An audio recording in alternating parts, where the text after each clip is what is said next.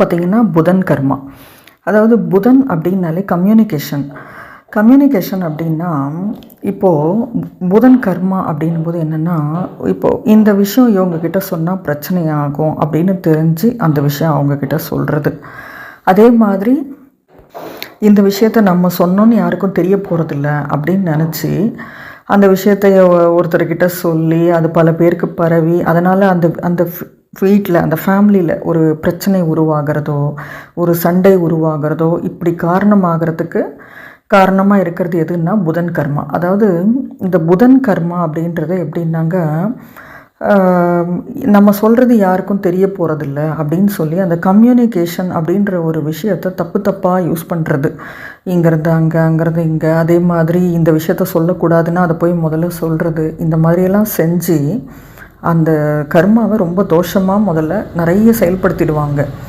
இது தோஷமாக இருக்கும்போது என்ன ஆகும் அப்படின்னா, அவங்களோட படிப்பை தடை பண்ணுறது, அவங்களுடைய திறமைகள், அதாவது அது எந்த இடத்துல காமிக்கிறதுன்னு தெரியாமல் அதுக்கு ஒரு சரியான தடம் தெரியாமல் இருக்கிறது, எல்லா திறமையும் இருந்துமே மற்றவங்களால் முட்டாள்கள் அப்படின்னு காமிக்கப்படுறது.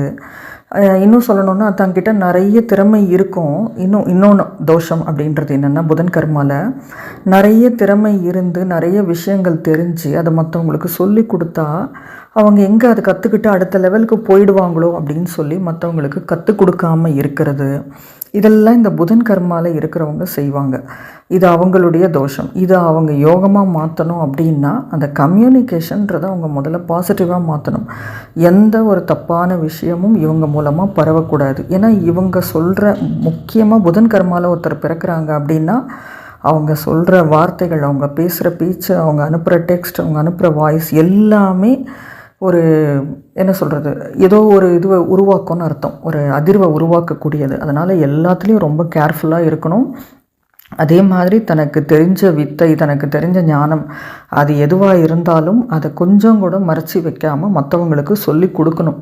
அப்படி சொல்லி கொடுத்தீங்கன்னா அந்த அடுத்த கட்டத்துக்கு அந்த தோஷம்ன்றது விலகி யோகமாக மாறி அந்த புதன் கர்மாவுக்கு நீங்கள் எப்படி அந்த அடையாளம் அது கிடைக்கலன்னு ஏங்குறீங்களோ அது கிடைக்க ஆரம்பித்து அதில் ஷைனாக